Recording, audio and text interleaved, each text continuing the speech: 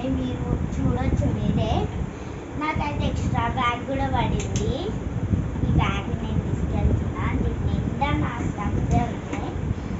So తర్వాత మీకు journey చేసేటప్పుడు వీడియో కావాలంటే నాకు చెప్పండి, నేను అప్లోడ్ చేస్తాను. ఇంకా మీకు మా నానిల్లు ఫ్రంట్ అండ్ బ్యాక్ సైడ్ కావాలంటే కూడా చెప్పండి. ఇంకా మీకు హోమ్ టూర్ కావాలంటే కూడా చెప్పేసేయండి.